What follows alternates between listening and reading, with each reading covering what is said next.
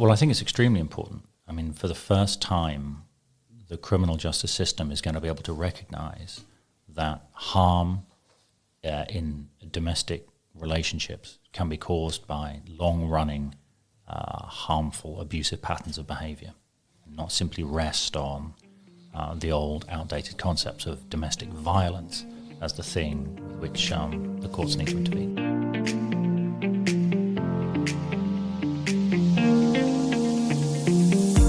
That was Nathan Fox, and this is the Bailiwick News Pod. Around 1 in 15 crimes reported to the police in Jersey is linked to domestic abuse, and while the law already covers some of the behaviours associated with abuse in the home, such as assault and criminal damage, it doesn't recognise the long-standing coercion, control and other patterns that may form domestic abuse. That's all set to change this week when the states debate a specific domestic abuse law. But how difficult will it be to take action against acts that are so often taking place behind closed doors, or between those whose lives are tightly interwoven? Bailiwick's Julian Morell met Senior Policy Officer Nathan Fox, who's led a team drafting the new law to find out how it might prevent and police domestic abuse in Jersey.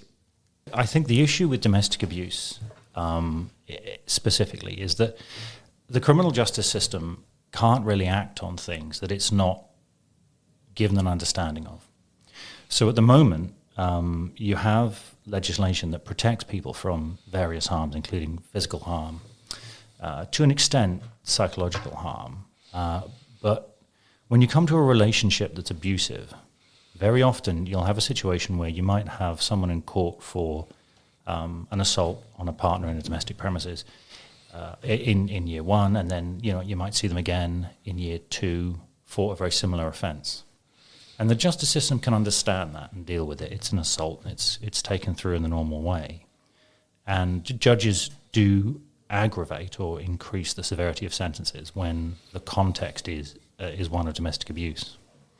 But we haven't really given the system, if you like, the legal structure, the ability to understand and see the harms that are caused to individuals by long-running, often low-level, continual abusive activity outside of these sort of peaks of assault or when things really get out of control.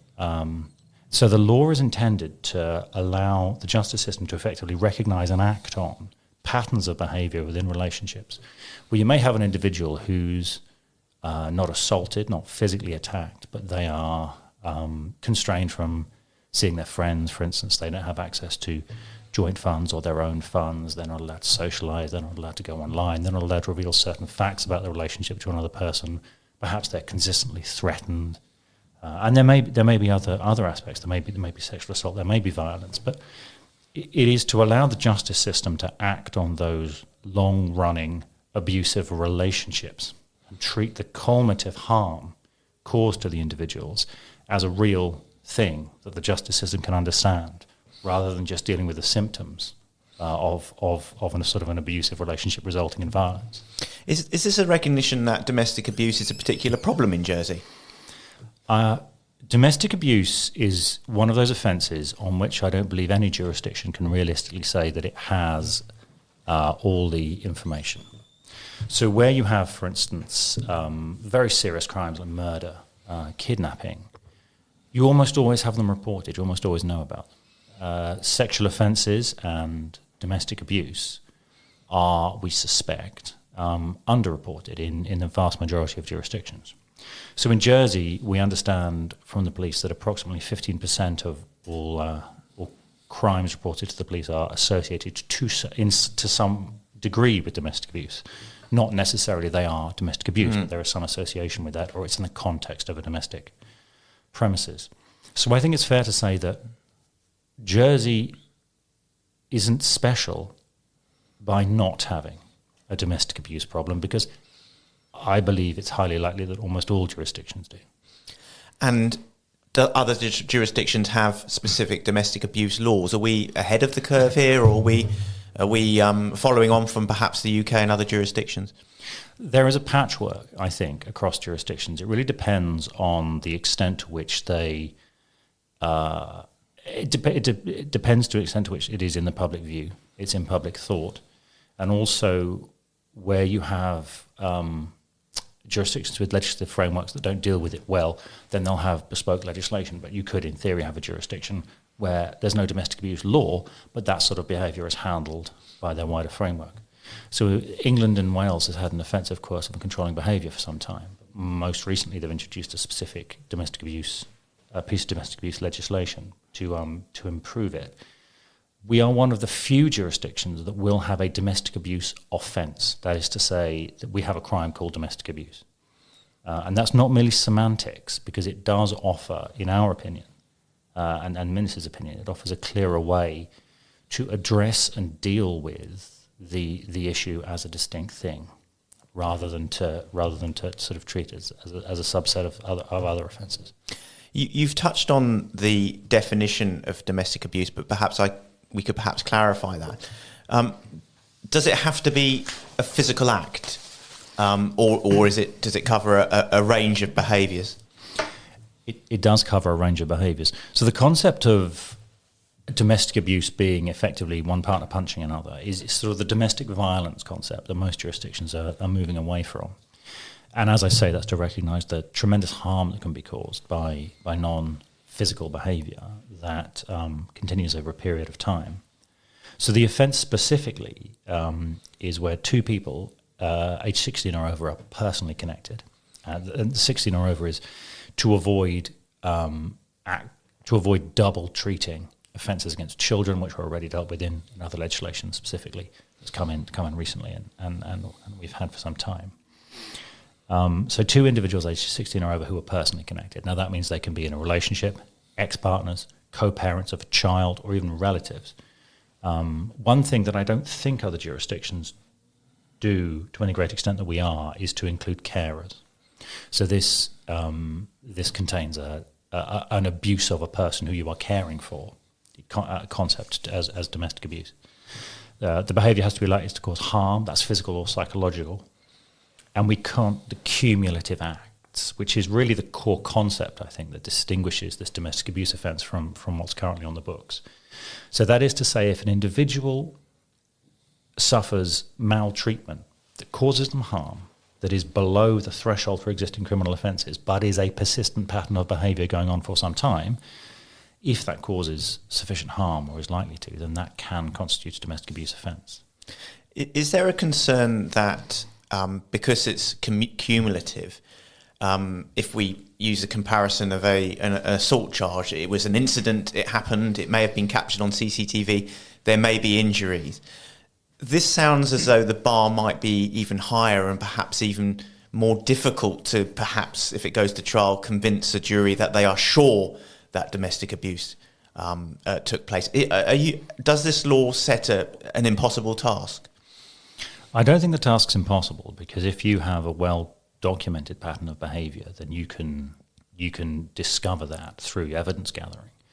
There's always a question when you come to offences behind closed doors of how exactly you establish it. Sexual offences are another. Typically they're in private, typically they're merely between two people, there won't be witnesses, there might be scant physical evidence, time might have passed. There are crimes which simple realities of the world make harder to prosecute than others, and I think it's fair to say that domestic abuse might be one of them. But we do provide in other legislation and in the way that victims are generally treated with all the support we can to try and put people in a comfortable enough place to give the necessary evidence. And also, of course, there are the usual evidence gathering powers the police have, which they use for sexual offences and all offences, to look at behaviour, to take witness statements, even to examine physical evidence, and try and establish whether or not there is an offence committed, whether or not it can be prosecuted. Just explain, Nathan, how we got to this point. Presumably there was a degree of consultation. You said that in having a domestic abuse law as a particular charge is quite rare. How did we get to this point? Well, the minister, the former minister Len Norman and now Gregory Guida, the current minister, were both very keen on dealing with the absence in our legislation of something to deal with domestic abuse. We had, when we began prior to the UK's Domestic Abuse Act, we had the coercive and controlling framework in the UK, which we felt would be something that could be brought in, and we've done that in a way. We've brought that into the wider framework of domestic abuse that we've created. But really, I think everybody felt, I think the politicians felt and officers felt that it was a piece of legislation whose time had come. Because in a jurisdiction without infinite resources, you have to choose what you do next. And there was a clear wish on the part of ministers that this particular harm be addressed, which is why it's gone through the political term and been brought forward now. And in terms of consultation, have you spoken to perhaps representatives of victims or victims themselves on how this law might be brought in, how it might be interpreted? Well, we conducted a public consultation with opportunity for anyone who wanted to make contributions. We've talked to representatives of victim services at the police and other entities who help and assist victims. It is difficult in a small jurisdiction to find and discuss issues of domestic abuse with individuals in the absence of what you might call a sort of well-established ethical framework. So we have offered victims the opportunity to contribute. We haven't found and effectively cold-called victim to try and establish their position on the legislation, but because I think there would be ethical issues with doing that. But this is in line with international best practice.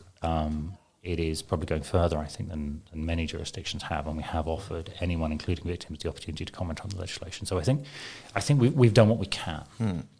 Yeah, just one question that springs to mind. All relationships go through ups and downs. Could a one-off flare-up perhaps find someone in court facing a domestic abuse charge? Well, domestic abuse relies on a pattern of behaviour, so that's unlikely. And also with all legislation, there are, if you like, humans in the loop throughout. So you'd have to pass a significant number of thresholds, sufficient to be arrested, sufficient to be charged, sufficient for the charge to come all the way through to a court case, and sufficient to be prosecuted. So, I mean, any legislation's a blunt instrument. It's a simple fact. The criminal justice system isn't something that understands nuance particularly well, and that's why you have humans involved at every level to try and provide that understanding. I don't believe that the law is structured in such a way that it will cause over-criminalisation of the simple ups and downs of a normal relationship, to the extent that any legislation can see that by relying on a pattern of behaviour, by relying on the need for there to be harm, by having a defence of reasonable activity in the circumstances. I think that we've got the safeguards that legislation needs to try and ensure that we avoid that outcome. Let's turn to the legislation itself. Could you just explain perhaps some of the key tenets of the legislation? What is actually going to be introduced? Well, the domestic abuse offence is structured to capture this pattern of behaviour, this long running harm, and that's one of the core features is the presence of that currently absent offence to give a base for the criminal justice system to act. Separately from that, you have the capacity for a court to issue a domestic abuse protection order, which effectively means that where somebody is established to have committed domestic abuse, their actions in relation to the victim can be limited. Now, that might mean that they're not allowed to come within a certain distance of the victim, or that they're not allowed to be in the victim's place of work, or they're not allowed to attend the place where the victim lives, or places the victim might regularly frequent.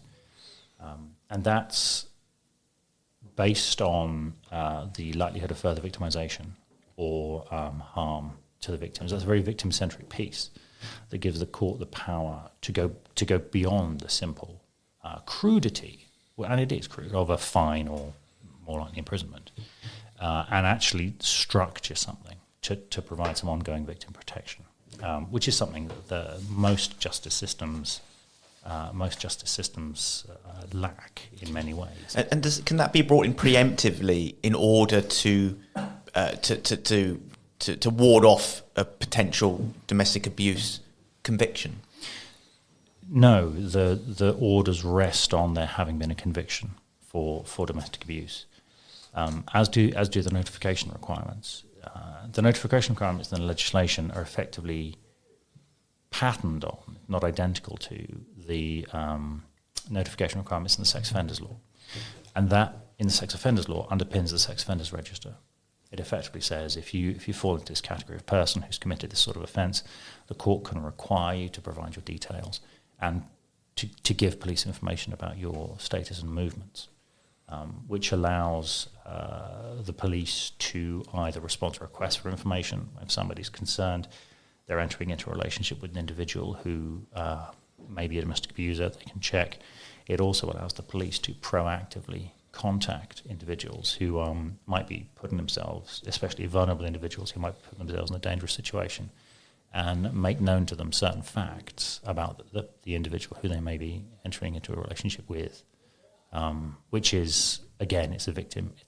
It's a new victim, if you like. It's a potential victim-focused measure.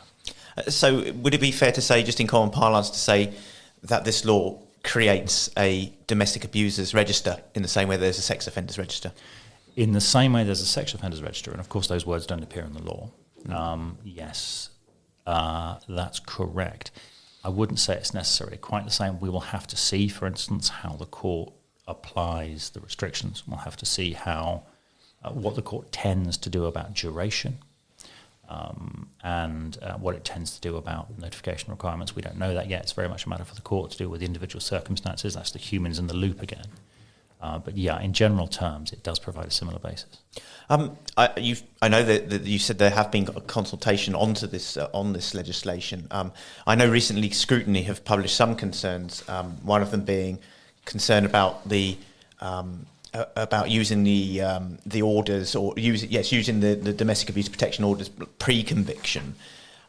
Is that something that the government is addressing, or is the law as it is the best way forward?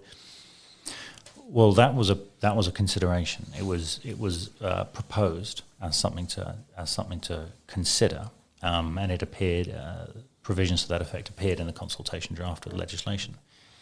But the structure would be that you have a domestic abuse protection notice that could be applied by the police, and then that goes to court, and it can be turned into domestic abuse prevention order. So DAPNs are police issued, and DAPOs would be court issued, and that's an extremely powerful set of measures. The courts are. We didn't get the impression the courts were necessarily in a position at this point to utilise that kind of tool, simply because there isn't really so much of a framework in Jersey of these pre-conviction orders and police notices. As an example, we don't have the fixed penalty structure. The UK does. I don't think we operate the parking fine system quite the same way. We don't have things like criminal behaviour orders, the old ASBOs. I think public space orders, I think they're called in the UK, or other jurisdictions. There isn't that framework in Jersey of how we do things, and so there would be real novelty in bringing in things like the protection notices, which currently I think being trialled in the UK, and the orders, the pre-conviction orders for the court, because it's difficult to ask a criminal court to say, well, we know in almost all cases you deal in the questions of beyond reasonable doubt. Now, to depart from that and then start applying civil liberties restrictions that can last for a considerable time on the basis of probabilities isn't something that I don't think the criminal courts were quite prepared for. Now, with the trial of the matter currently ongoing in the UK, and I think it's the protection notices they're trialling, issued by the police, It may well be, as we get more information and there's more clarity on their use, it may well be that the matter is revisited by the next government. I was going to ask you, this law comes in, but there is the capacity to evolve, for it to develop, for it to perhaps to take on new facets. Always. I mean, legislation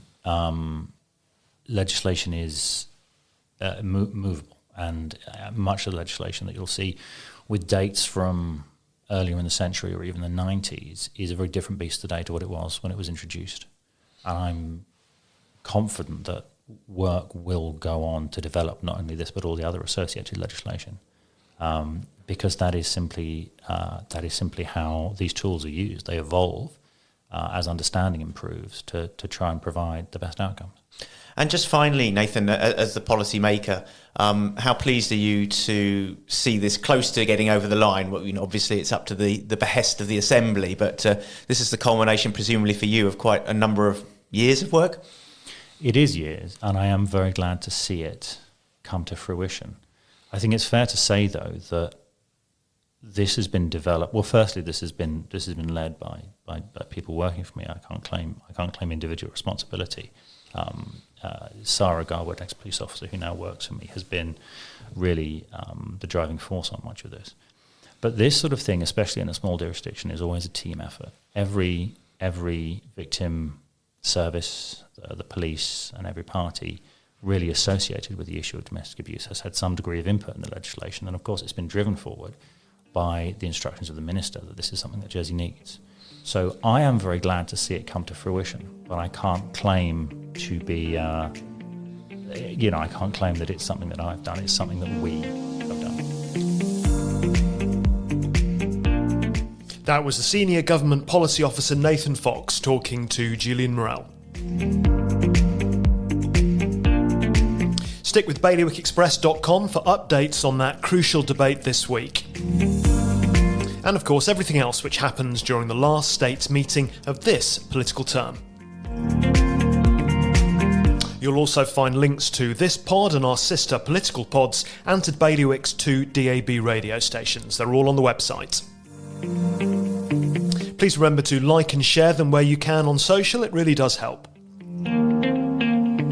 Meanwhile, thanks for listening to the pod this week. There'll be more later on in the week from both the news pod and the political pod. Thanks for listening.